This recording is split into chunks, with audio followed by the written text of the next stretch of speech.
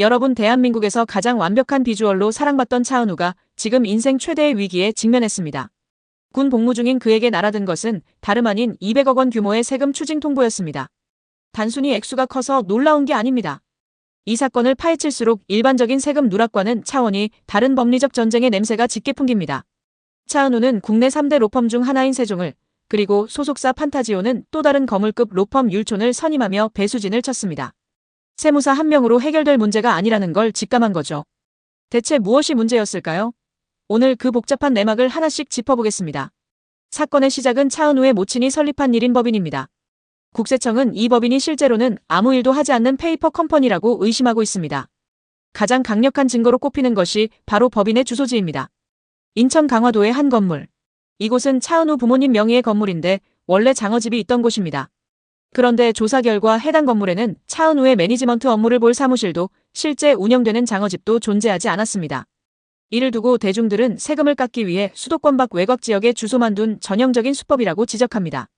더 나아가 이 법인의 지분 100%를 차은우 본인이 소유하고 있다는 사실이 드러났습니다. 즉, 겉으로는 가족법인이지만 실질적으로는 차은우 개인의 수익을 법인으로 돌려놓은 개인 지갑과 다름없다는 게 국세청의 판단입니다. 여기서 우리는 실질과세의 원칙이라는 무서운 개념을 이해해야 합니다. 법적으로는 법인 주소지가 어디든 업무만 수행했다면 문제가 안 될 수도 있습니다. 하지만 국세청의 시각은 냉정합니다. 실제로 차은우의 스케줄을 잡고 광고 계약을 따내고 현장 케어를 하는 건 누구인가? 라는 질문을 던진 거죠. 이미 차은우는 판타지오라는 대형 소속사가 있습니다. 모든 실무는 판타지오가 하는데 수익만 중간에 낀 1인 법인이 가져갔다면 국세청은 이 법인의 존재 자체를 인정하지 않는 법인격 부인을 적용하려 합니다. 전문가들은 이번 과세전 적부심사에서 차은우가 승리할 확률을 10% 미만으로 보고 있습니다. 왜냐하면 조사를 맡은 곳이 바로 국세청의 중수부라 불리는 서울청 조사사국이기 때문입니다.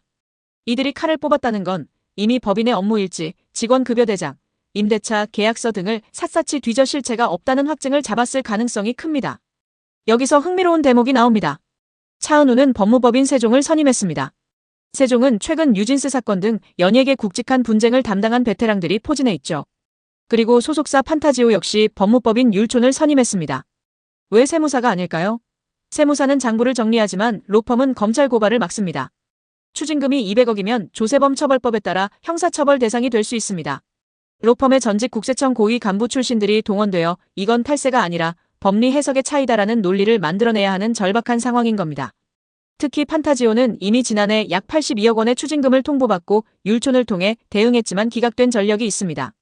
그럼에도 다시 대형 로펌을 찾는 이유는 이번 사안이 차은우라는 아티스트의 이미지는 물론 회사 존립과 직결된 법적 리스크이기 때문입니다. 현재 육군 군악대에서 복무 중인 차은우는 1월 26일 SNS를 통해 직접 입장문을 냈습니다. 핵심은 두 가지입니다. 첫째, 모든 절차에 성실히 임하겠고 팬들에게 죄송하다는 사과. 둘째, 세무조사를 피하려고 군대에 간 것은 결코 아니다라는 해명입니다.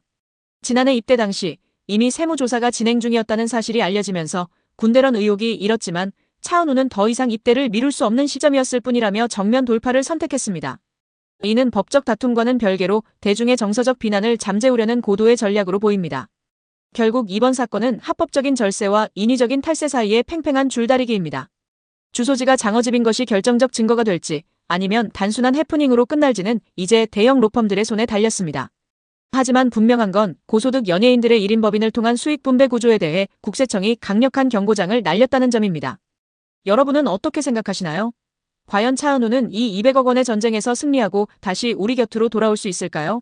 구독과 좋아요, 댓글로 여러분의 의견을 남겨주세요.